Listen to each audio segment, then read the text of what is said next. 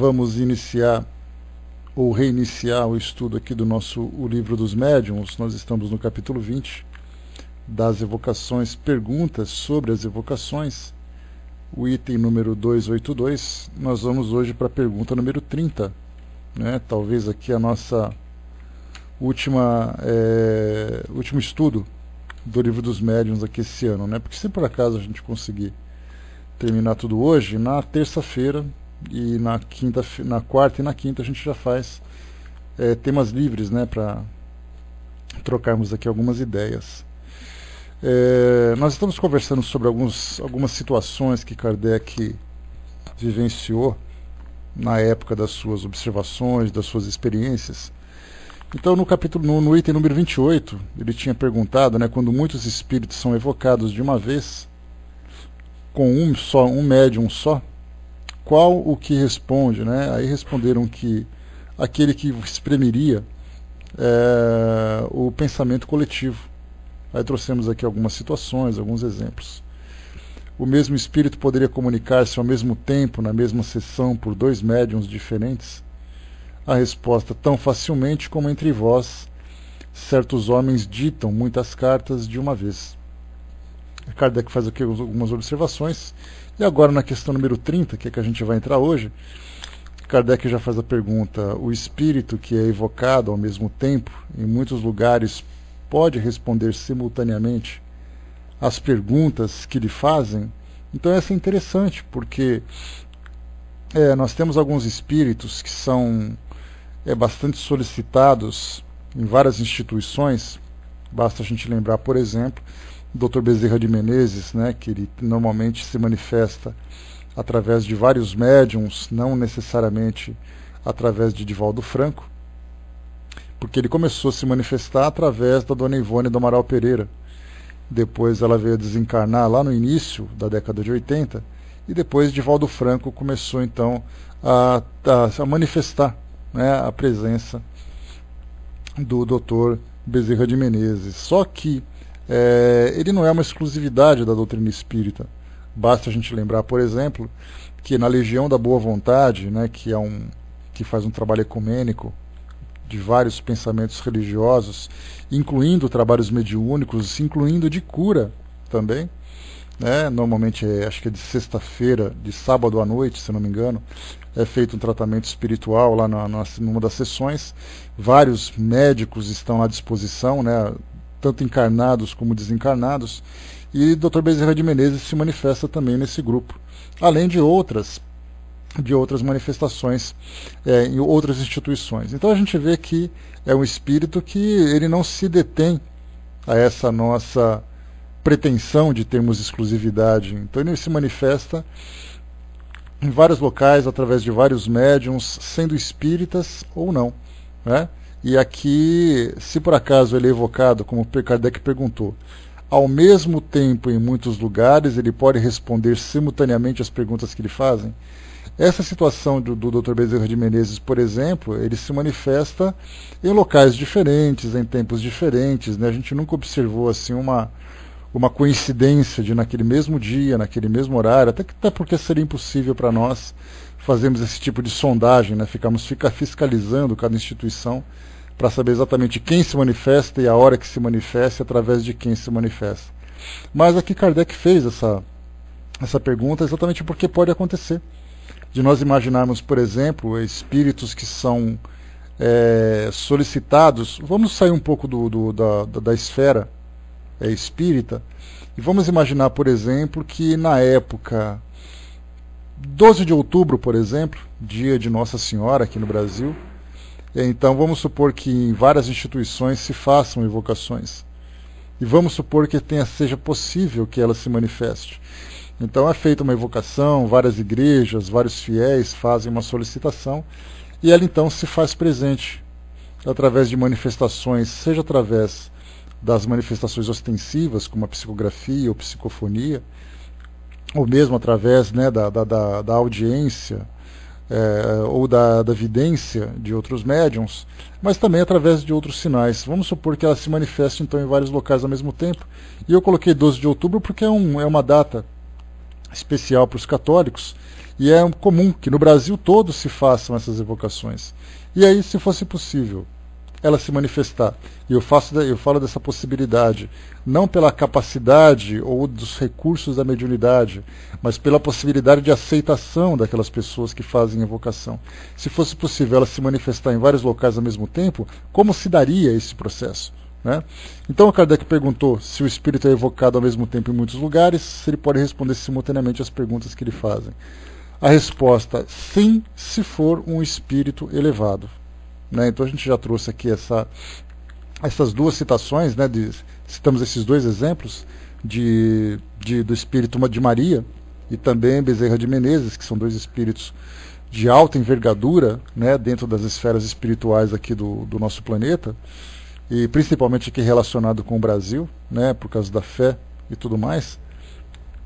Então, nesse caso, a gente viu que essa elevação faz com que ele se multiplique, né? Se multiplique no sentido de se irradiar em vários locais diferentes. Né? Então Kardec insistiu numa pergunta, numa subpergunta, e colocou para nós, nesse caso, o espírito se divide ou possui o dom da ubiquidade? O dom da ubiquidade, a gente se lembra, que nada mais é do que o espírito se manifestar em dois locais ao mesmo tempo, né? Como a gente já estudou aqui no próprio Livro dos Médiuns. Então, imaginar que um espírito se manifeste num local e no outro ao mesmo tempo, ele estaria se dividindo? Ou, nesse caso, ele possui essa capacidade de se irradiar? No próprio Livro dos Médiuns, ele fala sobre isso, dizendo que um espírito, quanto mais elevado ele é, maior é sua capacidade, a maior capacidade de expandir o seu pensamento.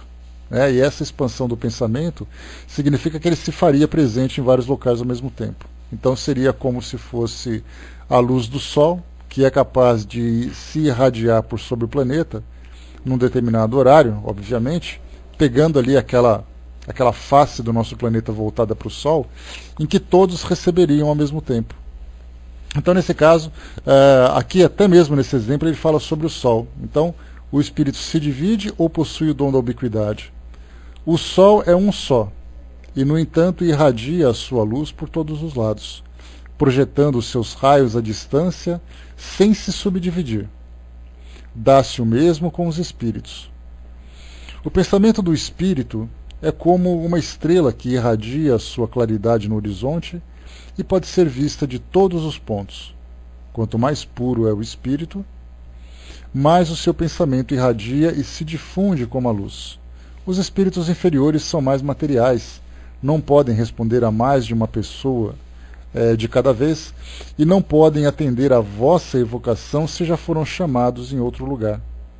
Um espírito superior, chamado ao mesmo tempo em dois lugares, atenderá às duas evocações se elas forem igualmente sérias e fervorosas. Caso contrário, dará preferência à mais séria. Né? Então a gente lembra que quanto mais elevado é o espírito, maior é a responsabilidade, né, que é exigida para que ele possa se manifestar. Antes da gente entrar nas observações de Kardec, Herculano Pires, né, o tradutor dessa obra, ele traz um comentário como nota do tradutor. Ele diz assim: a informação dos espíritos sobre a irradiação do pensamento está hoje cientificamente provada pelas pesquisas parapsicológicas. No tocante à graduação do poder de irradiação, segundo a evocação espiritual, é problema referente ao mundo espírita. Não obstante, podemos verificá-lo na Terra através do alcance intelectual das criaturas, que varia de acordo com o grau evolutivo dos indivíduos na própria escala social. Assim, a imagem feita por Schelling na sua comunicação corresponde a uma realidade espiritual que podemos constatar na existência terrena. Então, essa questão da irradiação do pensamento, do alcance do pensamento, ela foi objeto, inclusive, de estudos na década de 70, principalmente na década de 80, onde parapsicólogos, né, convocavam paranormais, pessoas que mostravam essa habilidade paranormal, para fazerem estudos científicos sobre essa questão das irradiações e tudo mais. Mas Schelling, né, que é o espírito que faz aqui um complemento na observação de Kardec, ele vai falar sobre essa questão. Então Kardec ele diz assim para nós, complementando essa resposta: dá-se o mesmo com o homem que, de um mesmo lugar, pode transmitir seu pensamento por meio de sinais que são visíveis de várias direções. Numa sessão da Sociedade Parisiense de Estudos Espíritas, em que a questão da ubiquidade estava em discussão, um espírito ditou espontaneamente a comunicação seguinte. Ele disse o seguinte, então: discutíeis sobre a hierarquia dos espíritos quanto à ubiquidade. Comprai-nos a um aeróstato, né, o aerostato, que se eleva pouco a pouco no ar. Né? Nesse caso, comparai-nos, né, essa comparação que é feita do aerostato, o aerostato era o nome que se dava aos balões. Né? Então, antes de ter o nome de balão, que era um nome bastante popular, aerostato seria ali o que se dava, se classificaria, né, da melhor forma.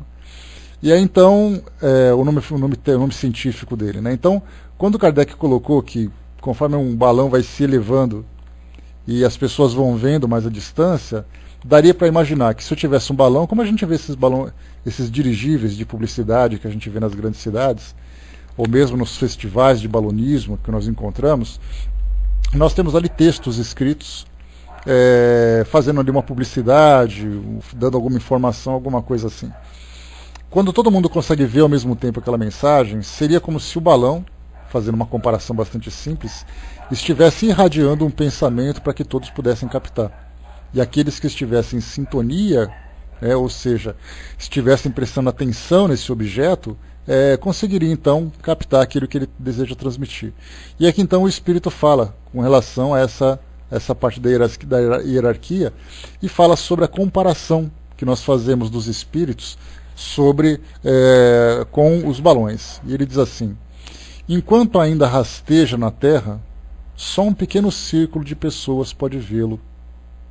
À medida que se eleva, o círculo se alarga e quando atinge certa altura é visto por uma infinidade de pessoas. O mesmo acontece conosco. Um espírito mau, ainda apegado à terra, fica num círculo restrito de pessoas que o veem. Eleve-se na graça, melhore-se e poderá conversar com muitas pessoas. Quando se tornar espírito superior, poderá irradiar a luz solar, mostrar-se a muitas pessoas e em muitos lugares ao mesmo tempo. Aqui a gente, para compreender um pouquinho mais, dá para a gente fazer aqui uma comparação com o que a gente vive no dia a dia. Imaginarmos, por exemplo, se nós estivéssemos numa palestra, às vezes acontece aqui na nossa sala mesmo, né? A gente está fazendo um estudo e de repente vocês colocam vários comentários ao mesmo tempo. Né? Dentro da possibilidade, eu vou lendo, vou comentando, vocês também vão acompanhando e fazendo os comentários de vocês. Então seria como se, né, todos vocês estivessem estando em lugares diferentes e fazendo uma pergunta e recebendo uma resposta. A gente tenta, né, eu tento organizar aqui para poder responder a todos. Mas os espíritos, eles têm uma facilidade maior, né, de dividir o seu pensamento, de responder a várias questões, de conversar ao mesmo tempo com várias pessoas, poderíamos dizer assim. Porque ele concentra o seu pensamento naqueles locais. Não são pensamentos vagos no espaço. Então é feita uma evocação, ou acontece ali uma situação em que o espírito pode se manifestar, como por exemplo numa festa religiosa, num encontro religioso, qualquer coisa assim. Então o espírito foca, né, concentra a sua atenção naquele local, através daquele médium, e transmite então a sua ideia. Então quanto mais elevado o espírito é, mais desapegado ao mundo físico ele se encontra, maior a facilidade que ele tem de processar todas as informações, e seu raciocínio se torna muito mais rápido, se torna muito mais ágil. Por isso, então, ele consegue prestar atenção em várias pessoas que estão atentas àquilo que ele fala e transmitir várias mensagens ao mesmo tempo. Né? Mas a gente lembra sempre que isso é uma situação que não é comum, não é rotineira, né? A gente lembra sempre que os espíritos elevados, quando fazem esse tipo de manifestação, é numa ocasião especial, né? Porque eles têm a sua atividade, quando vão realizar um trabalho, eles sabem exatamente ali qual grupo que vai que vai solicitar a sua presença, né? Então não é algo tão frequente como a gente imagina. A Miriam colocou, né? Eu sempre escutava várias pessoas falar do Dr. Hermann, em situações simultâneas, mas ao pesquisar melhor, em alguns lugares eram Hermans diferentes, né? O Dr. Herman no Rio, pelo que eu conheço, Miriam, ele se manifesta em 3 locais diferentes, né? Mas naturalmente, né, cada local dentro da possibilidade, até porque também a gente lembra que os espíritos exigem que as casas espíritas se organizem em suas reuniões mediúnicas, para que os espíritos possam se manifestar com mais tranquilidade. Então, como eu falei para vocês, é uma exceção quando acontece uma manifestação coletiva de um espírito em vários locais diferentes, né? Então, cada centro espírita no seu local, cada centro espírita no seu horário, cada um fazendo o seu trabalho, e os espíritos ali dentro da possibilidade vão se fazendo presentes, né? Mas o Dr. Herman, que a gente conhece mesmo, ele é Adolfo Herman, né, o nome dele, e então ele se manifesta, pelo que a gente sabe, né, no Centro Espírita Leon Denis, lá também em Cabo Frio, se eu não me engano, também ele se manifesta, e na Casa do Caminho, que fica em Jacarepaguá, que foi onde eu encontrei com ele, né? Então, são essas 3 instituições que nós conhecemos, né, através, a princípio, de 3 médiuns diferentes, né? Então, eles tentam se redobrar, né, dando ali a sua atenção a essas instituições, porque é importante para nós encarnados a orientação desses espíritos. Questão número 31. Os espíritos puros que já terminaram a série de suas encarnações podem ser evocados? Quando a gente fala em espírito puro, a gente fala em espírito de um quilate de Jesus, né? Kardec mesmo aborda essa questão. Ele fala que no livro dos médiuns, a gente vai estudar um pouquinho isso mais para frente, lá no final, em que ele classifica Jesus como sendo um espírito puro. Então é um espírito que não necessita mais de encarnações, é um espírito que já possui atribuições que vão muito além da nossa compreensão. Um espírito, por exemplo, que coordena um planeta e que tem ali uma equipe de espíritos altamente elevados, extremamente elevados, sob seu comando, e aquela cadeia hierárquica para poder ajudar no desenvolvimento, na evolução de um determinado orbe, de um determinado planeta. Então, esse espírito mais elevado, né, inclusive eles são chamados pelas religiões esotéricas, né, que são os avatares, que são aquelas entidades interplanetárias que dão atenção a mundos como o nosso e se manifestam dentro de toda a sua graciosidade, dentro de toda a sua sabedoria, né, e se manifestam através de alguns grupos. Então, como Kardec perguntou aqui, se é possível fazer uma evocação desses espíritos puros.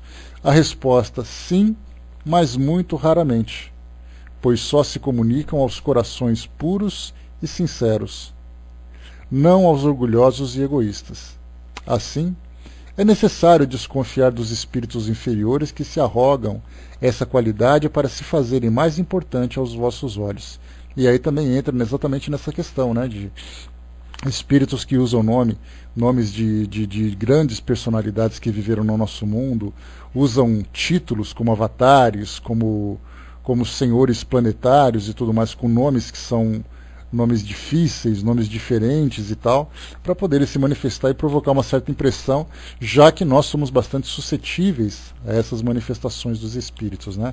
Nós aceitamos com muita facilidade, somos muito impressionáveis com elas também.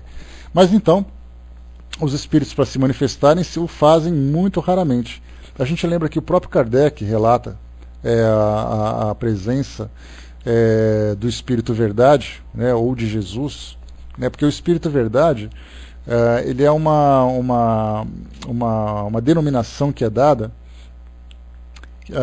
desde a época dos Evangelhos, né, que dizia que Jesus fala lá no Evangelho de João, dizendo que enviará, né, o Consolador prometido e tal, o Espírito Verdade virá falar tudo mais. E aí então, quando começaram essas manifestações, e a gente vai ver um pouquinho mais sobre isso mais para frente lá no livro Obras Póstumas, na sua segunda parte, quando ele se manifesta então esse Espírito Verdade, ele acaba sendo ali um objeto de estudo e até um pouco de controvérsia, porque alguns colocam como sendo o próprio Jesus. Outros já colocam o Espírito Verdade como sendo uma coletividade de espíritos que respondem com esse nome, né? Então, ainda não temos essa definição.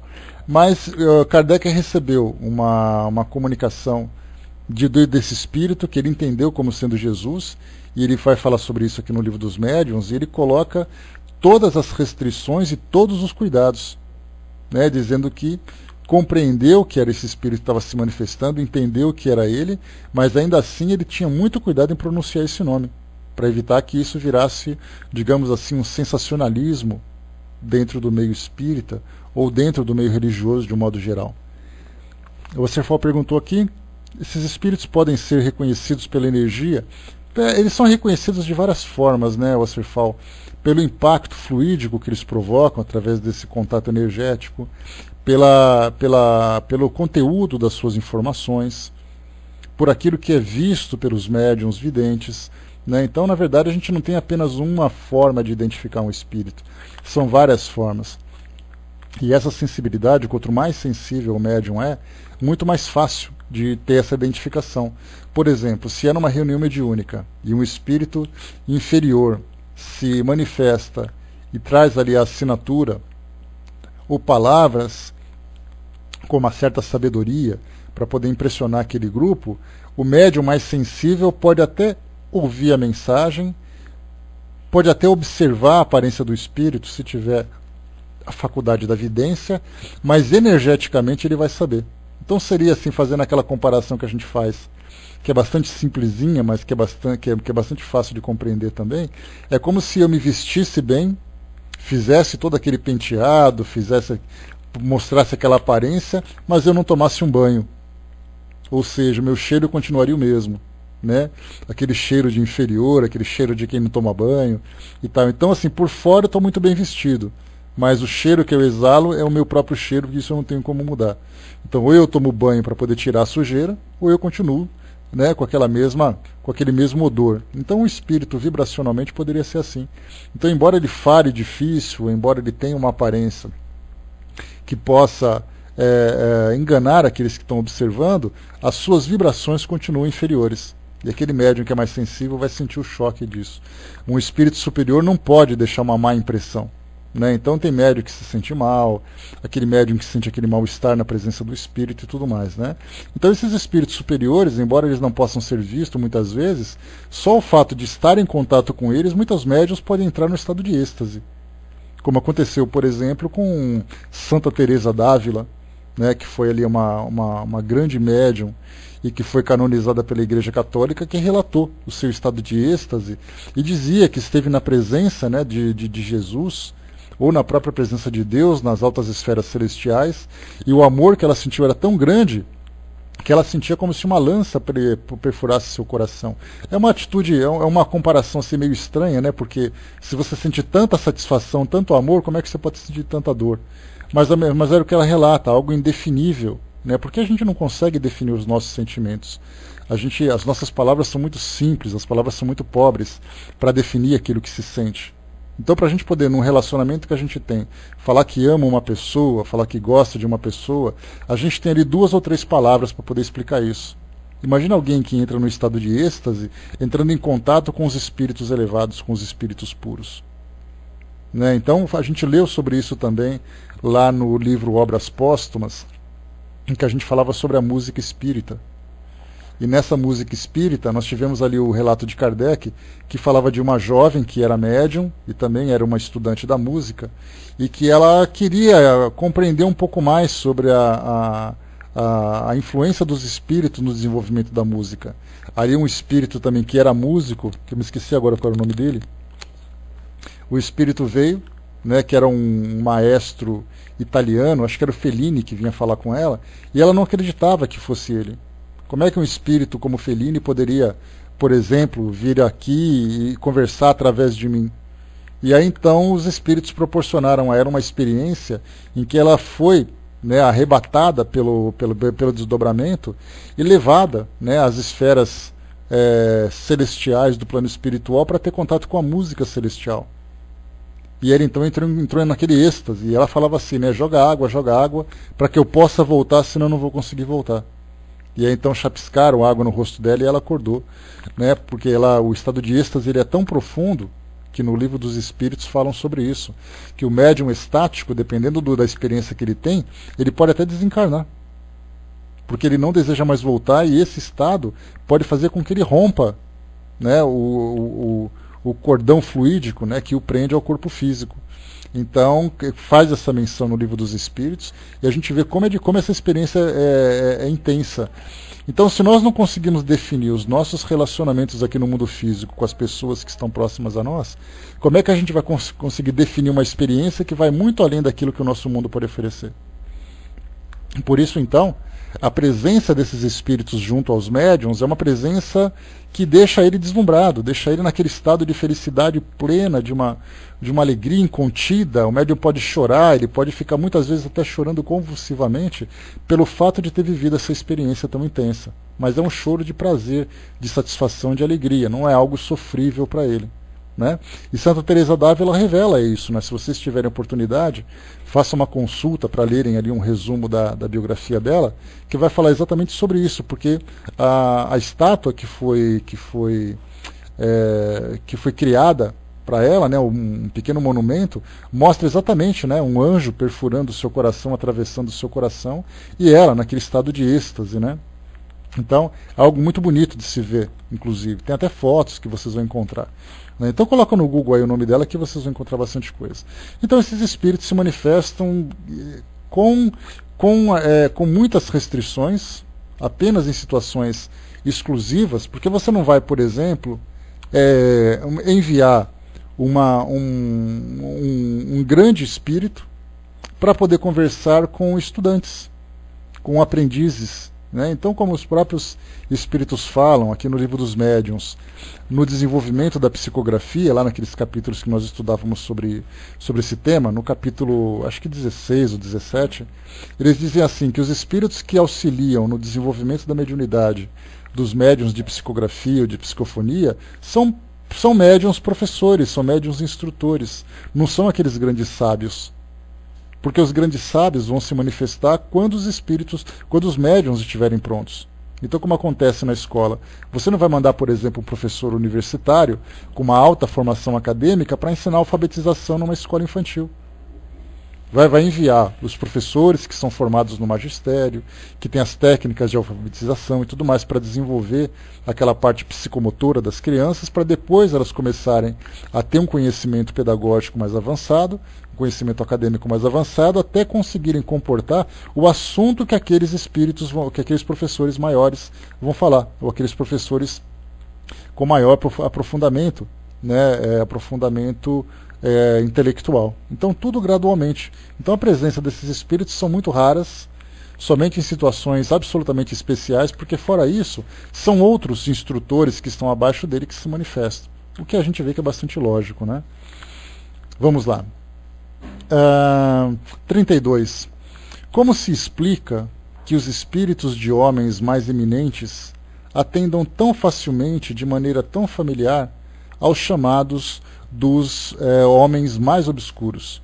E aí então a gente fala daquelas reuniões que são feitas de um modo fútil, né? Ou homens que têm um caráter duvidoso aqui como encarnados, fazem a solicitação para a presença de espíritos que tiveram grandes nomes aqui no nosso mundo, e esses espíritos se manifestam com muita facilidade, muita familiaridade.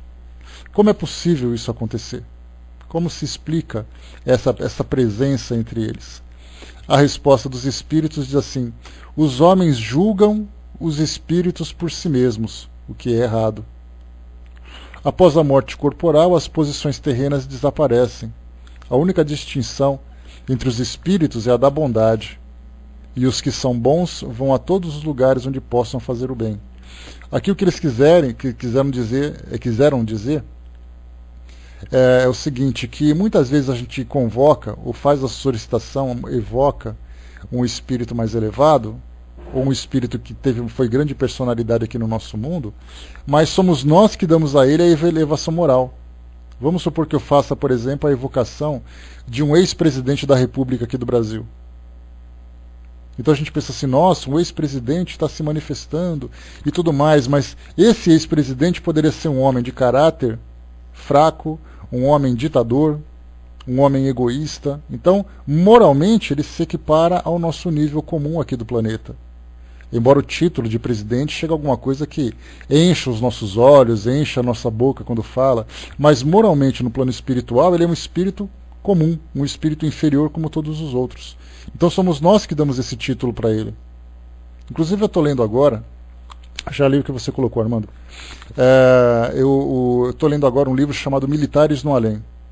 Né, já comentei com vocês, um livro que foi publicado com algumas cartas que foram recebidas através de Chico Xavier. Né, e essas cartas eram de militares que tinham uma relação próxima com um dos amigos, né, da família, de modo geral, assim, do Chico. E ele era um general e era presidente de uma irmandade de militares no Rio de Janeiro, e que existe até hoje, inclusive, né, que ela foi fundada no século XIX ou século XVIII, e até hoje ela existe.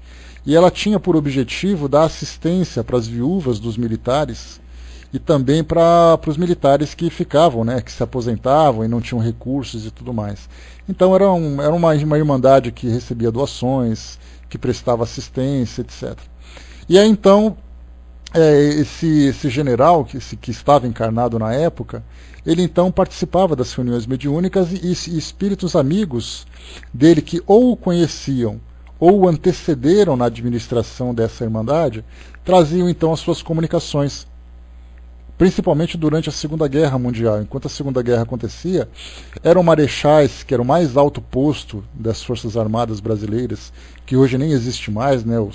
Os marechais e almirante, por exemplo, eles só podem existir em época de guerra. Como o Brasil não tem mais guerra, então esse posto já não existe mais, né? Pelo menos não é ninguém na ativa. Então esses marechais viviam na época da proclamação da República, eram companheiros de Marechal Deodoro da Fonseca, né? E tantos outros, e eles se manifestavam. Então a gente pega o livro, depois vê ali a relação dos espíritos, é marechal para cá, é general para lá, só altas patentes militares. Então, para quem, no meu caso, por exemplo, que sou do meio militar, a gente vê aquele, né, o instinto de disciplina e hierarquia, que são ali os dois lemas principais das Forças Armadas. A gente vê, por exemplo, aquela patente de almirante, de generais e marechais e tal, é algo que provoca em nós o impacto pela alta patente que ele representa. Mas a gente se pergunta, ele pode ter sido um marechal, mas o fato dele ser um marechal perante as Forças Armadas, na sociedade brasileira, significa que ele é um espírito de alta envergadura? Não é. Porque muitas vezes ele pode ter sido um marechal, mas um sanguinário, por exemplo. Ou pode ter sido um marechal egoísta, um marechal indiferente, que foi alcançando essas patentes mais elevadas através de politicagem, através de influência, né, sem necessariamente de um merecimento de competência. Então a gente vê que os títulos somos nós que damos. No mundo espiritual o título é indiferente. A mesma coisa acontece dentro do meio religioso. Eu posso ter sido um sacerdote, um bispo, um cardeal arcebispo, posso ter sido um papa. Então, quer dizer, aqui no nosso mundo os títulos eram elevados. Eu tenho outro livro chamado, que eu ganhei até da Ju, né, que me mandou lá da Itália através da nossa amiga Ana de Portugal. É um livro até com o português lusitano, que fala assim, os papas e o sexo. E mostra exatamente essa questão da corrupção sexual, da corrupção política dos papas dos séculos XIV, XV, XVI. A família Borgia, por exemplo, para quem já leu alguma coisa sobre ela, a família Borgia era uma família que teve ali pelo menos uns 3 papas. E esses papas assumiram através de assassinato, através de corrupção. Era o papa que tinha filhos, o papa que tinha amante. Então era assim aquele período da igreja era algo assim absolutamente corrompido, né? Que hoje a gente faz uma comparação dos papas atuais com os papas do passado. Esses que a gente tem hoje são santos comparados, literalmente santos comparados com os anteriores. E todo papa vira santo, que é uma determinação da Igreja Católica nos cânones católicos. Estão dizendo ali que o Papa ele é incorruptível e ele é praticamente um santo, já que ele é o representante de Deus. Então, quando ele desencarna, ele já automaticamente já quase que assume, né, o papel de santo. Então ele já é um beato, naturalmente, depois ele é canonizado e tudo mais. Então, para nós, ele pode ser um santo, ele foi um Papa, e no mundo espiritual ele é um espírito sofredor. É um espírito que vive ali, né, todas as angústias de dramas de consciência, todo o mal que ele provocou e coisa e tal. Né? Então, a gente vê assim que somos nós que damos títulos aos homens. Mas no mundo espiritual não existem títulos, existem valores, e são esses valores que demonstram grandes destaques. Né? Então aqui nessa pergunta que Kardec coloca, que são aqui, por exemplo, tá aqui, ó, como se explica que os espíritos de homens mais eminentes atendam tão facilmente, de maneira tão familiar, ao chamado dos homens mais obscuros? E a resposta, mais uma vez, para a gente refletir aqui: os homens julgam os espíritos por si mesmos, o que é errado. Após a morte corporal, as posições terrenas desaparecem. A única distinção entre os espíritos é a da bondade, e os que são bons vão a todos os lugares onde possam fazer o bem. Então isso fica bem claro para nós, para vermos que somos nós que valorizamos demais. Então, se por acaso alguém chegar numa reunião mediúnica para vocês, apresentarem uma carta e falar assim: olha, nós recebemos aqui a carta de um antigo governador do estado que eu moro. Aí você vai falar: tá, e daí? Porque ele está preocupado com o título de governador, não da pessoa que se comunicou. De falar assim, por exemplo: nossa, Dom Pedro I se manifestou na reunião mediúnica. Tá. E como é que ele está? Ele está sofrendo muito ou ele não está sofrendo? Porque o herói, ele tem um nome marcado na história pela conquista que ele teve, mas muitas vezes ele, como pessoa, ainda se encontra numa condição de grandes necessidades. É uma suposição, obviamente, que a gente está fazendo. Né? Ali a Miriam colocou, né, ele tem o privilégio do perdão. Né? Pois é. Então, assim, é só esperar para ver os espíritos se ajustarem no plano espiritual para aquilo que eles são de fato. Voltando à questão anterior, a respeito do êxtase, né, o Armando colocou ali para nós, né, eu tive uma experiência como esta, mas foi em sonho. Eu não vi o rosto do espírito, só que ele estava de branco, e a sensação é como um copo com a água transbordando. Né? Fiquei uma semana maravilhado, né, uma felicidade imensa. Né? Então a gente imagina como é realmente viver essa experiência com esses espíritos elevados. Né? A gente tem, por exemplo, pessoas que frequentaram Uberaba durante muito tempo, e alguns tiveram, né, a oportunidade de conversar com o Chico Xavier e tudo mais, e relataram exatamente isso. Né? Essa presença de um espírito como ele, que demonstra tanta bondade, que demonstra tanto carinho, que demonstra tanta atenção, provoca esse efeito nas pessoas. Assim como muitos católicos, né, eu tenho aqui, eu comentei com vocês já há algum tempo, que durante a vinda do Papa Francisco aqui no Brasil, agora nesses meses anteriores, ele esteve aqui em São Paulo, aqui no Vale do Paraíba, onde nós temos ali a Aparecida do Norte, né, o santuário de Aparecida do Norte aqui no Brasil. E aí o Papa foi até lá, e muitos amigos foram até lá também, que são católicos, foram lá fotografar e tudo mais. Estava aquela chuva horrível, né? E um desses amigos, que é católico praticante, teve a oportunidade de não estar tão próximo do Papa, mas ouviu através do telão, ouviu à distância, tirou foto do Papa móvel e tal. E ele falava como se aquilo fosse o grande evento da sua vida. E de fato o era, né? Porque para ele a religião era muito importante e o Papa representava isso para ele. Então a gente vê que quando você se encontra em presença de pessoas que provocam em você grandes emoções, e essas pessoas são realmente pessoas moralmente elevadas, então é inevitável entrar nesse estado de êxtase e de prazer. Né? Vamos lá, né? Então é legal, né? Bacana essa experiência. Número 33, vamos lá para a gente poder continuar aqui. Quanto tempo depois da morte se pode evocar um espírito? Kardec já vira aqui uma página falando sobre esse tema, o que é bastante interessante. Aliás, as pessoas me perguntam muito sobre isso, porque se você tem um mínimo de proximidade com a doutrina espírita e você vive uma experiência da perda de um ente querido, né, a primeira coisa que você pensa é, né, eu quero receber uma comunicação, eu quero receber uma psicografia. E aí, então, dependendo da disponibilidade que essa pessoa tem, ela começa a procurar um centro espírita, um médium, começa então a se informar sobre o mecanismo de comunicação dos espíritos. Então, como a dor, principalmente nos primeiros momentos da perda, né, naqueles primeiros meses e tudo mais, é algo muito intenso, as pessoas buscam com muita intensidade também essas comunicações para poder aliviar um pouco desse sofrimento. Só que, eventualmente, ela chega num centro espírita e diz assim, olha, quando que ela desencarnou? Ela desencarnou faz 2 semanas. Aí o dirigente vai dizer assim, olha, então é importante esperar um pouco mais, porque o espírito, normalmente, quando ele desencarna, ele passa por uma dificuldade de adaptação ao mundo espiritual e tal. Então, se puder esperar um pouquinho mais, é melhor. que é um conselho bastante sábio, né? Porque o nosso nível evolutivo aqui no nosso mundo nos coloca nessa condição de, assim que nós desencarnamos, nós passamos por uma série de dificuldades, de desapego, de readaptação, de dramas de consciência, até que retome o equilíbrio para poder se comunicar.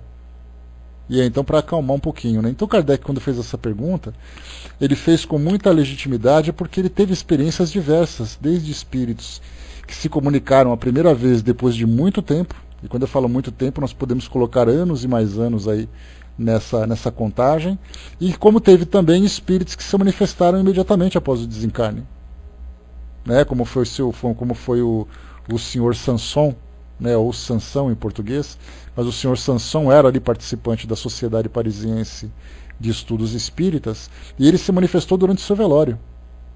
Né? Então é algo assim que 8 horas após o seu desencarne, ele já trazia a primeira comunicação. Então nós temos desde aqueles espíritos que demoram muito para se comunicar, como aqueles que se comunicam quase que imediatamente. Né? Então olha só que é a resposta dos espíritos. Quanto tempo depois da morte se pode evocar um espírito? Pode evocá-lo no próprio instante da morte. Mas como então ele ainda se encontra em perturbação, só imperfeitamente pode responder. Então nesse caso de uma evocação imediata, normalmente se faz muito mais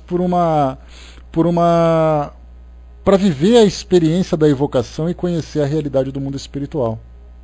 Porque naquele aspecto consolador, o espírito que se encontra nesse estado seria mais ou menos, vamos fazer uma comparação pobre, mas talvez seria ideal, alguém que tomou um remédio muito forte para dormir, se encontra ali quase que inconsciente, e de repente você chacoalha e começa a fazer perguntas complexas para ele. Aí ele vai acordar meio zonzo, falando meio enrolado, aquela coisa meio entorpecida, exatamente, Nando, né? Então, muito desorientado, não sabendo exatamente quem está falando e tal. Então, quando a gente acorda de imediato e alguém começa a fazer perguntas assim, sabe como é. Eu me recordo até de uma vez, foi até uma coisa curiosa, eu trabalhava ainda no Hospital da Aeronáutica, né, que era o hospital militar onde eu trabalhava no centro de terapia intensiva, e aí então nós tivemos um caso de um plantão noturno, né, porque eu passei um tempo fazendo plantões noturnos, e então a UTI ficava naquela tranquilidade, naquela serenidade, e os médicos ficavam de plantão, né, os médicos ficavam ali no quarto dos médicos descansando, enquanto a enfermagem ficava ali administrando, né, a rotina da unidade. E aí um paciente começou a passar um pouco mal, começou a apresentar uma certa febre e tudo mais, e eu fui conversar com o médico. Bati na porta do quarto, chamei e tal, ele atendeu, e eu de imediato comecei a passar exatamente o que acontecia com o paciente. Aí eu lembro que o médico deu uma chacoalhada na cabeça e falou, para, começa de novo e fala devagar. Ou seja, né, acabou de acordar, não conseguia processar as informações, até que ele começou a ficar meio acordado, vai com Deus, Zeca, bom dia.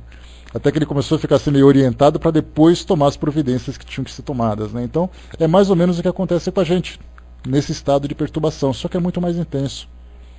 Né? Todos os espíritos que passam por isso relatam uma experiência bastante intensa, que mexe realmente com o espírito. Porque é uma troca de ambiente, é um desprendimento do corpo físico, é a entrada numa outra dimensão, então é algo realmente muito difícil. Né? Então aqui foi colocado que imperfeitamente ele pode responder. E Kardec coloca para nós uma observação. Sendo muito variável a duração da perturbação, não se pode fixar um prazo para a evocação. Não obstante, é raro que o espírito, depois de 8 dias, não esteja suficientemente cônscio do seu estado para poder responder. Às vezes pode fazê-lo muito bem, 2 ou 3 dias após a morte. É possível, em todos os casos, experimentar de maneira prudente. Então Kardec fala de experimentação, que é assim, olha, se você quiser tentar evocar, você pode fazer isso. Né? Hoje nós não temos esse hábito, né, de fazer, porque mudou bastante, né, a prática mediúnica, mudou bastante de Kardec para cá, por uma série de entraves, né? Seja através, deixa eu ver aqui, mas está certo, filhinha. Ah, tá ali em cima, né? Já leio já de Herculano Pires que ele colocou. Então, assim, de lá para cá, os experimentos deixaram ficar em segundo plano e as comunicações espontâneas acabaram hoje, né, se tornando as mais comuns nas instituições. né? A Magali colocou, né, tem a ver com a missa de sétimo dia que os católicos fazem? Não, eu acho mais uma questão de prazo mesmo, né, Magali? Porque nós somos muito apegados aos prazos, né, apegado a datas. Então, 7 dias é uma semana e tudo mais. Quem fala bastante sobre isso é Nostradamus, né, quando ele fala na sua As Centúrias, né, que é um dos livros que ele escreveu. Eu me recordo que ele falava o comentário do número 7, o impacto que o número 7 tem para todos nós. Então ele falava sobre as 7 posições, os 7 títulos nobiliárquicos, né, que a gente falava de barão, conde, condessa, visconde e tudo mais, os 7 dias da semana, 7 pecados capitais, 7, 7, 7. Então durante muito tempo esse nome provocou um grande impacto. Então fazer uma evocação 7 dias após a morte, que representa exatamente uma semana, é muito mais um símbolo do que necessariamente um prazo, um conhecimento a mais que se tem da realidade espiritual após a morte, né? Então eu não vejo nenhuma relação entre o que Kardec coloca, né, quando ele coloca assim, né, pelo menos 8 dias, né, o espírito já está consciente. Mas ao mesmo tempo, Kardec colocou 8 dias, né?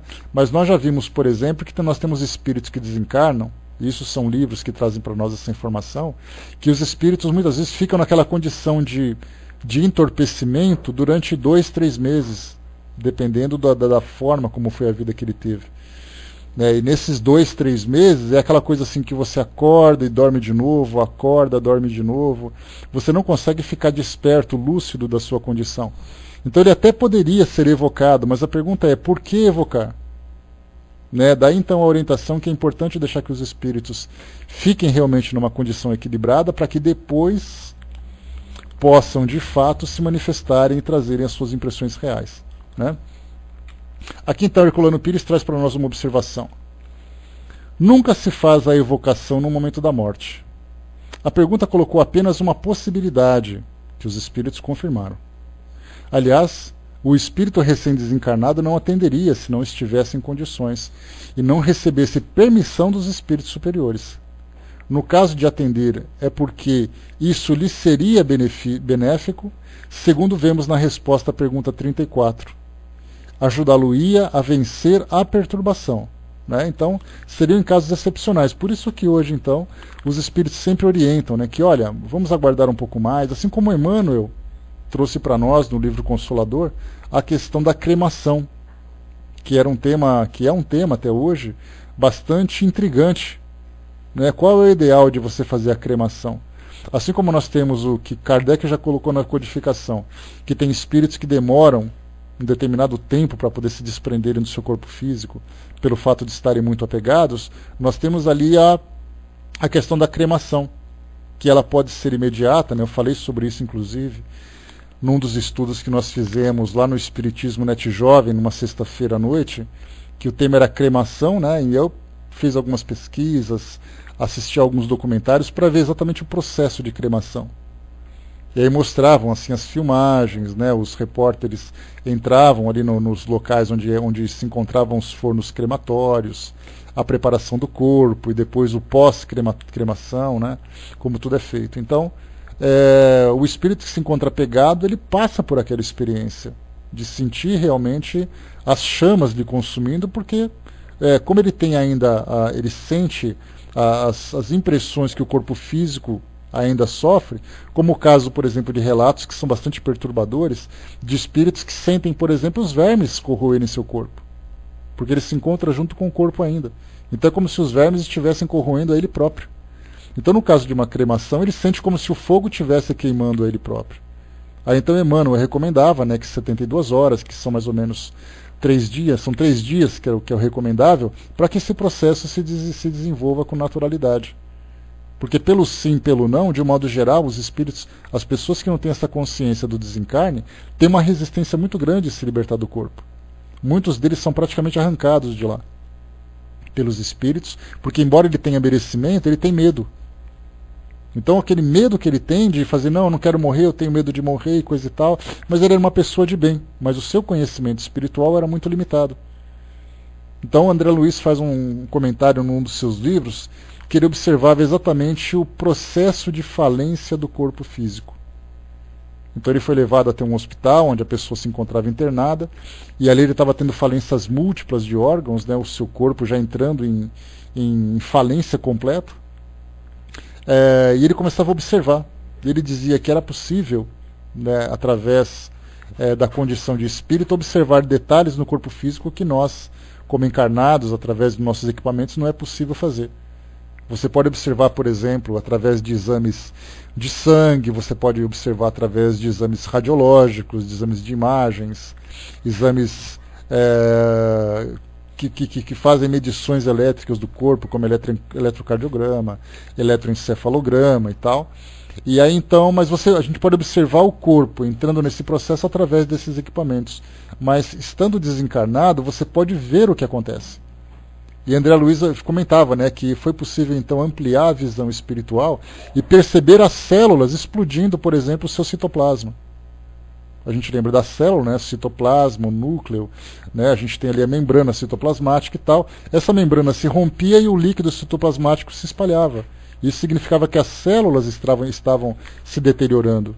E quando as células se deterioram, o corpo físico vai entrando também num processo. Imagina, por exemplo, o fígado de uma pessoa se liquefazendo, se desmanchando em líquidos. As suas veias, as suas artérias rompendo as suas paredes e o sangue se espalhando pelo seu corpo.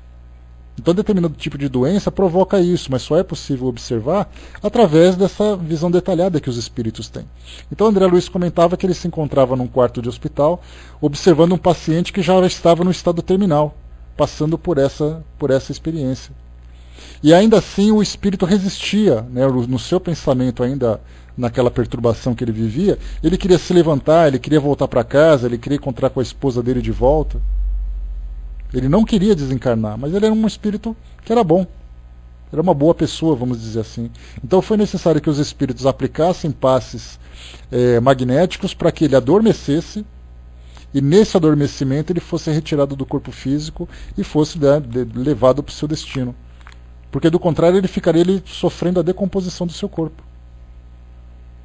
Então essas situações acontecem, né, nesse período. As pessoas realmente têm resistência. A gente lembra que no mundo hoje, a quantidade de pessoas que nós temos aqui, aqueles mais de 7 bilhões de pessoas. Desses 7 bilhões de pessoas, pouquíssimas têm consciência desse processo de desencarnação. Muitos deles têm fé, mas têm medo da morte. E é esse medo da morte que provoca essa dificuldade. Daí então a necessidade daquelas pessoas que têm merecimento de serem acompanhadas de perto para poderem ser, né, trabalhadas psiquicamente, fluidicamente, para se libertarem de seus corpos. Até que elas sejam então acolhidas no plano espiritual. Por isso então, essas evocações que são feitas, como Kardec colocou, no próprio instante da morte, como foi colocado, Herculano Pires lembrou bastante disso, é possível, né, a título de curiosidade, mas, né, em nome da caridade, em nome do entendimento da importância desse processo, isso não é recomendável, isso não é feito. Kardec fez aquela evocação porque o Sr. Sanson tinha deixado uma carta dizendo, né, que assim que eu desencarnar, eu solicito que vocês me evoquem para que a gente possa compreender como isso acontece. Então, entre eles foi feito isso, tá? Então eu deixo para vocês também. Se por acaso eu levar algum choque aqui desencarnar, vocês podem me evocar no mesmo dia para ver se eu apareço. Se eu não aparecer é porque o bicho pegou, vocês rezem por mim, tá? Mas se eu aparecer, eu venho contar como é que foi o processo. Então, cada um vivendo a sua experiência naquele momento, né? Pode chamar que eu venho, tá, Miriam? Nem se for para pegar no pé de vocês, mas eu venho. Vamos para 34.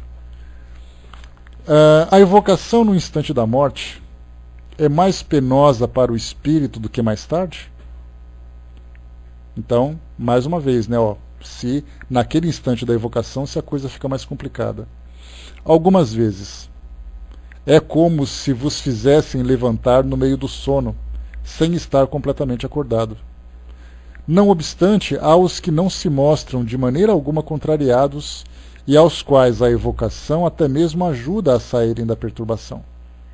Então temos aqueles que se encontram mais equilibrados, que são normalmente pessoas mais espiritualizadas, pessoas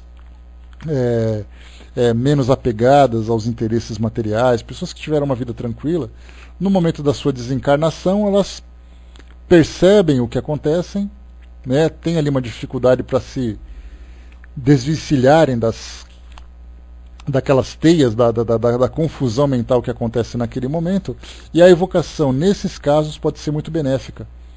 Porque é chamado então, olha, você, né, solicitamos que você se manifeste, né, pedimos aqui que você converse com a gente e tal.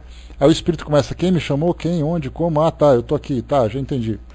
Então ele já começa a ficar mais atento àquela condição. Herculano Pires já também traz para nós uma observação aqui. Ele diz assim: as evocações se processam desde os tempos primitivos, entre todos os povos. Dessa maneira, os espíritos podem citar experiências muitas vezes ocorridas antes da prática espírita moderna. Os casos propriamente espíritas se limitaram a algumas experiências de pesquisa científica. Né? Então, só lembrando aqui então, que foi a partir das experiências, dos estudos de Allan Kardec e do grupo com o qual ele trabalhava, que essa questão da desencarnação mais detalhada começou a ser observada. Né? E depois, né, nós tivemos ali as informações dos espíritos que vieram também trazer ali as diversas situações, as mais variadas situações de desencarnação, né, desse processo detalhado de como acontece a desencarnação.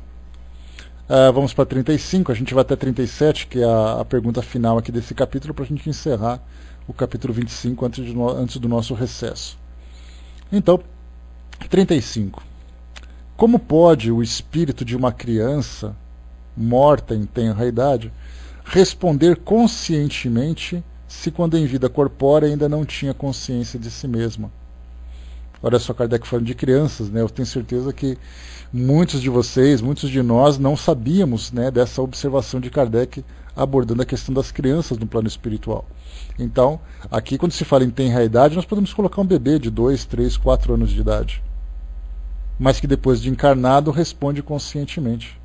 A resposta dos espíritos: a alma da criança é um espírito ainda envolto nas faixas da matéria, mas liberto da matéria, goza de suas faculdades de espírito, porque os espíritos não têm idade. Isso prova que o espírito da criança já viveu. Não obstante, até que esteja completamente liberto, pode conservar na linguagem alguns traços do caráter da criança. Então, por isso que algumas vezes numa evocação acontece de crianças se manifestarem. E a criança traz a personalidade da criança. E aí nós entramos num detalhe, num campo de estudo bastante interessante, que fala, por exemplo, sobre as manifestações na Umbanda, em que nós temos ali espíritos de crianças que se manifestam como entidades mesmo de evocações. Eu mesmo me recordo, quando eu tinha ali por volta dos meus 11, 12 anos de idade, nós tivemos uma reunião mediúnica em casa, voltada para esse lado da Umbanda, que eram uns amigos que tinha em casa. Vocês se lembram daquela manifestação do Elvis Presley que eu contei para vocês, né? Foi esse mesmo grupo aqui. Só que o Elvis Presley aconteceu na casa desses amigos, durante um churrasco, e numa outra vez aconteceu em casa, numa reunião mediúnica propriamente dita. E aí, então, me lembro que nós tivemos eram 3 manifestações. Uma eu não me recordo do que era, porque eu era muito pequeno. A outra era um espírito que viveu na Bahia, que era capoeirista.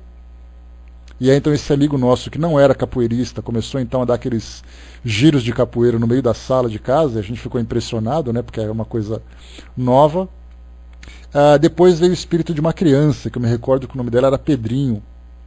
E aí, então, esse amigo nosso, que se eu tinha 12 anos, esse amigo nosso devia beirar os seus 25 ou 30 anos de idade, né? Porque para uma criança, 20 anos de idade é um adulto já bem distante, né? Então ele devia ter os seus 25, 30 anos de idade, era uma pessoa que era alta, devia ter mais ou menos ali seu 1,80 m, né? Para a minha idade ele devia parecer um gigante, né? E quando ele estava incorporado com esse espírito, ele se sentava no chão como se fosse uma criança, conversava como uma criança e praticamente da mesma idade que eu. Então a gente conversava, eu e minhas irmãs conversávamos de igual para igual com essa criança. E ela falava com aquele jeitinho de criança, aquele jeitinho manhoso e coisa e tal, e a gente acabou até se pegando uma certa simpatia com ela. Então a gente vê que na Umbanda é muito comum esses espíritos se manifestarem. Só que dentro daquilo que a doutrina espírita nos passa, né, nós temos 2 situações. né? Aliás, isso é um tema de estudo bastante interessante. Duas situações que nós devemos observar. A primeira é que os espíritos de crianças são imediatamente acolhidos no plano espiritual. E a presença deles entre nós não é algo que vai trazer para elas grandes benefícios. Então nós temos crianças que vão se manifestar para quê no centro espírita? A não ser que seja para uma experiência, para demonstrar a realidade do mundo espiritual, elas não vão poder trazer muita coisa. E aquelas crianças que desencarnaram, quando tiveram oportunidade de se manifestaram como adultos. Falando para os pais, né, que agora eles conseguiram recobrar, que eles agradeciam o tempo que eles viveram juntos e coisa e tal, e trazem ali uma mensagem de conhecimento da sua nova condição. Então, dentro daquilo que a doutrina espírita passa para nós, esses espíritos são acolhidos. Já daquilo que nós observamos da Umbanda, por exemplo, lá nós temos espíritos de várias categorias que se manifestam, né? Então, muitos desses espíritos, na verdade, são espíritos que ainda não se desapegaram dessa condição. Então, se por acaso o espírito de uma criança se manifesta numa reunião mediúnica, aliás, quem aborda essa questão é o próprio Divaldo Franco, quando ele fala sobre perguntas que são feitas geralmente em palestras e tal. Duas situações, uma de crianças e outras de espíritos que viveram como escravos, os nossos conhecidos pretos velhos, né? E aí então o espírito que se manifesta nessa condição, a primeira coisa que deve ser feita é esclarecê-lo da sua condição. Que ele já não é mais um escravo, que ele não tem mais necessidade de falar daquela forma, que ele tem que desapegar dos hábitos que ele tinha. Porque se ele está numa reunião comum, ele vai falar assim, olha, dá para tomar uma pinguinha agora, dá para poder me dar um cigarrinho, aquela coisa toda, né? Fala daquele jeito, e numa reunião mediúnica você pode instruí-lo a se desapegar dessa condição para que ele recobre realmente o seu estado natural, né? E de uma criança é a mesma coisa. Já no caso da Umbanda, eles respeitam essas crianças, como eles chamam de os herês, né? Que é o nome que se dá na linguagem africana, né? Então, esses herês que se manifestam são quase como se fossem entidades de uma condição de divindades, que para eles é muito bom, eles se sentem felizes quando se manifestam. Já para nós, o espírito de uma criança é o espírito que precisa de esclarecimento. Então, cada religião trata esse espírito de acordo com sua cultura, né? Mas, de um modo geral, nós temos ali vários tipos de crianças. Por exemplo, adolescentes que se manifestam em reuniões mediúnicas é algo bastante raro. Crianças também. E nós tivemos uma pergunta sobre isso, e um amigo nosso lá do Espírito Santo, após estudar esse caso, ele participou, né? Não de forma alguma, Mahal. A ideia que a gente tem de espíritos atrasados, não. Nós temos espíritos ainda bastante apegados, né? Apegados aos vícios do mundo material, que se manifestam lá, como acontece no centro espírita. Se você vai numa reunião de desobsessão, numa reunião de orientação espiritual para espíritos sofredores, você vai encontrar os mesmos espíritos. Mas da mesma forma você vai encontrar espíritos bastante elevados que trabalham com esses espíritos, né? Então, espíritos ignorantes e viciosos também se manifestam em reuniões mediúnicas em centros espíritas. Então, para ter uma ideia, o Dr. Bezerra de Menezes é um espírito que trabalha em centro de Umbanda. Quem faz um relato desse daí é o Manuel Filomeno de Miranda, através do Divaldo Franco, que ele comenta que o Dr. Bezerra de Menezes, ele é um espírito que ele não tem essa preocupação de ser exclusivamente espírita.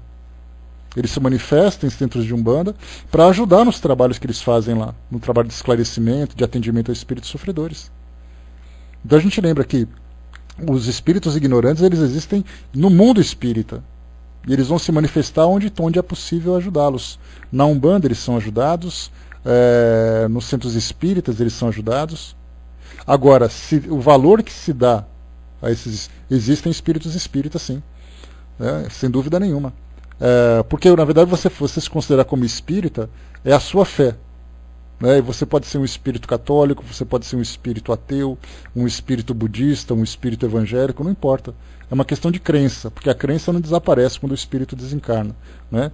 Ele vai se esclarecendo, ele pode mudar de visão, mudar de opinião, né? Mas normalmente ele leva consigo a sua crença. Tanto que o Dr. Bezerra de Menezes, a gente tem falado bastante nele hoje porque as situações evocam, né, o pensamento a ele, né, evocam ele aqui entre nós. Então, ele mesmo, quando ele se refere aos espíritas, em congressos espíritas, ele fala exatamente isso, espíritos espíritas, né? Nós, espíritos espíritas, estamos aqui entre nós, entre vocês, coisa e tal. Então ele fala exatamente isso, né? Nível comum, né? O espírito como nós somos espíritas e somos aqui desse nosso nível. Ao desencarnarmos estaremos na mesma condição. A Gilda colocou lá em cima, né? Sim, acontece, essas crianças não podem se manifestar como criança. Temos de esclarecer que são adultos agora.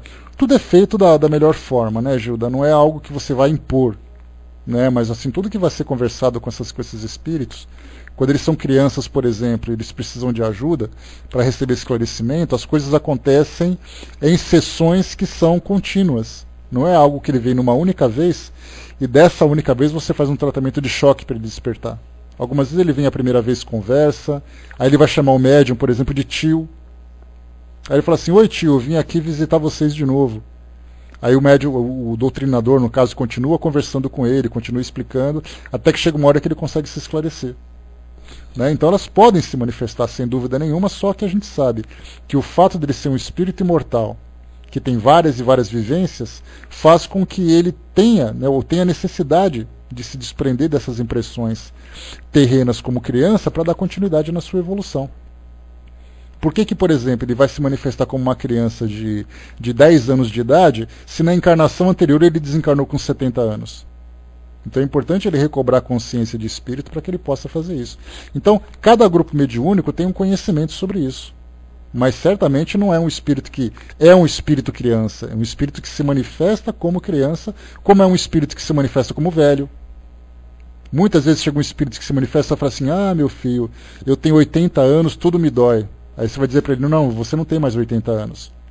Você tinha 80 anos quando estava encarnado, mas você pode retomar uma condição jovem, de mentalidade jovem, de uma condição jovem, para que você possa continuar evoluindo. Então os extremos, um espírito que se manifesta muito velho, como uma criança, os dois estão apegados ainda às experiências terrenas, as impressões que tinham quando estavam encarnados. Assim como a gente pode pegar um deficiente, assim como a gente pode pegar o homem ou a mulher. Ah, eu sou um espírito e que eu era casada, coisa e tal. Não, você não era casada, ou você era casada aqui. Mas como espírito imortal, acabou. Né? Deixa eu ver aqui que vocês colocaram também. Armando colocou lá em cima, né? O espírito não é criança ou adulto, né? Essa é a condição do corpo, sem dúvida. Né? Então, assim, o que ele vivencia, né? Aquilo que ele vive quando o espírito, assim como nós, lembra que a gente conversou sobre isso já? Kardec falou sobre isso agora, né? No livro Obras Póstumas que a gente estudou. Ele falava um pouquinho sobre essa condição de perturbação. Então, aquilo que você vive é aquilo que você é no mundo espiritual de imediato, até que você consiga modificar essas características se desprendendo daquilo que você viveu quando encarnado. Então, uma doença, uma característica física, né? Alguém que é gordinho, baixinho, careca, aquela coisa toda, quando desencarna ele vai ser gordinho, baixinho, careca. Né? Deixa eu ver aqui, Vaninha, coloca na área de texto, por favor. Deixa eu ver aqui. Vânia colocou lá em cima, né? Muitos espíritos se manifestam de forma diferente na Umbanda para poder ter a credibilidade de quem acredita naquilo, né? Sem falar, normalmente, a pessoa que vai em busca de ajuda não acredita, né? É uma característica, por exemplo, dos pretos velhos, né? E das pretas velhas que também se manifestam, que falam com todo aquele carinho, que falam com aquele jeitinho de escravo e coisa e tal, mas são espíritos muito sábios, né? E conversando com um desses espíritos, que é o Joaquim de Aruanda, que eu já falei para vocês que ele fazia um estudo aqui no Pautalk, né, o médium com a esposa, né, conectavam o Pautalk, abriam uma sala que chamava Espiritualismo Ecumênico, e aí então o Joaquim se manifestava através do médium e fazia estudo do livro dos médiuns, do livro dos espíritos, desculpem. E aí foi perguntado, né, por que os espíritos se manifestam assim? Porque muitas vezes as pessoas vão até um centro de Umbanda buscar a ajuda de um preto velho, pelo jeito que ele fala, que é o jeito do vovô e da vovó falar. Né? Porque se você fala com um espírito normalmente, que chega e olha e fala e conta e tudo mais, às vezes é muito mais duro para aquela pessoa que está muito carente do que aquele jeitinho de se falar. A gente vai falar, mas isso aí é bobagem. Bobagem para gente que não precisa, mas para quem precisa não é. Né? Então, essa linguagem, esse cuidado, esse acolhimento é sempre assim. Né? A Betinha colocou lá, né, o Loucura e Obsessão do Manuel Filomeno de Miranda, o Dr. Bezerra de Menezes comenta esse caso também, exatamente do trabalho de Umbanda que ele faz, né? Então, por isso que a gente coloca sobre essas características físicas, né? Tanto é assim que tem espíritos que se manifestam em centros espíritas, aqui de São Paulo, por exemplo, de qualquer outro lugar, com sotaque de onde ele viveu.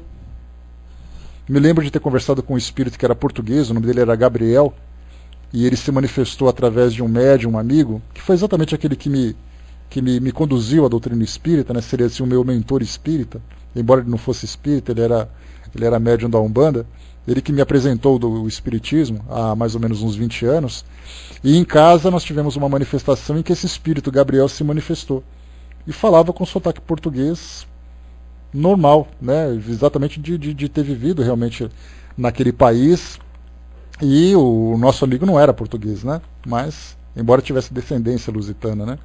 Mas o espírito se manifesta com essas características, né? Então me lembro que ele tinha contato com 3 espíritos com quem ele trabalhava. Um era um espírito de um índio, que falava muito pouco, e quando falava com aquele sotaque de índio. Tinha o outro que era um preto velho, que falava como um preto velho, e tinha esse português, que era como se fosse um espírito espírita, falando com toda a sua lucidez, com todo o seu conhecimento, mas com sotaque português, né? Assim como nós temos, que a Betinha lembrou aqui também, o Dr. Hermann, que fala como sotaque alemão, também, que é bem interessante, né? Deixa eu ver mais aqui que a gente tem para poder ver. Nós paramos na 35, né? Vamos deixar para terça-feira, para quinta-feira a gente termina essas duas aqui que faltam. Para quarta-feira. Quarta-feira então a gente faz a 36 e a 37 e finaliza aqui esse capítulo. Nesse capítulo nada, deixa eu ver aqui. Ixi, ainda tem coisa. A gente vai voltar do recesso, ainda tem coisa para estudar aqui ainda. Mas pelo menos o item 282 a gente estuda. Não tem problema. Deixa eu ver aqui de novo. 36. Deixa eu ver. Tá, respondo. Deixa eu ver o que foi colocado. O espírito de um gato é igual a de um homem, né? A gente lembra aqui, ó, a constituição dos espíritos, eles variam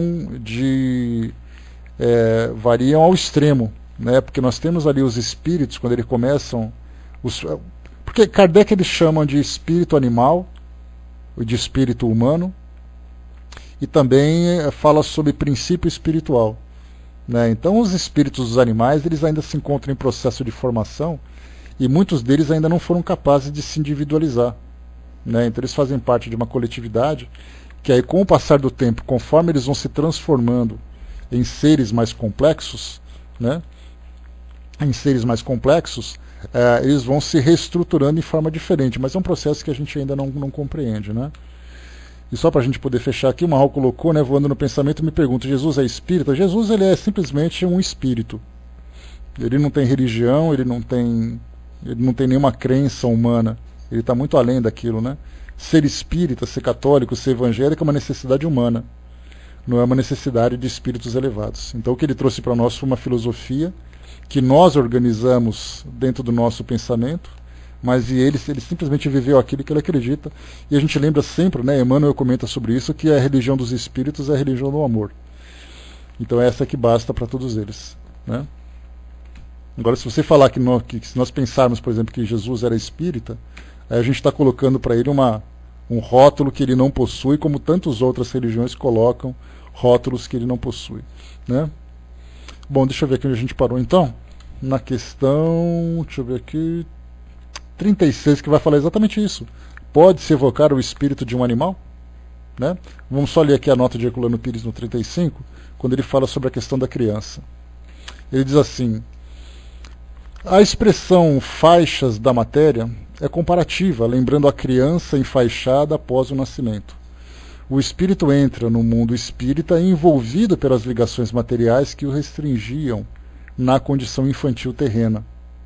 O espírito se refere, nessa resposta, especialmente aos traços de linguagem, porque trata, neste momento, das comunicações orais e escritas, né? Então são as impressões, né, a forma como o espírito se manifesta, a sua linguagem, o seu modo de pensar, né, sem entrar no conhecimento que o espírito traz, né, no conhecimento que o espírito possui. Muito bem, vamos lá? Fechando por aqui então o nosso estudo de hoje, a gente volta mais uma vez na questão de número 36, falando sobre a evocação de espíritos de um animal. Tá? Então na quarta-feira a gente vem e conclui aqui esse item 282. Bom, eu vou passar para a nossa amiga Beth, que vai fazer o encerramento para nós. Depois a gente volta para fazer aqui para dar os recadinhos para vocês. Tá? Mais uma vez lembrando que na sexta-feira a gente encerra as nossas atividades esse ano. Volta no dia 6 de janeiro.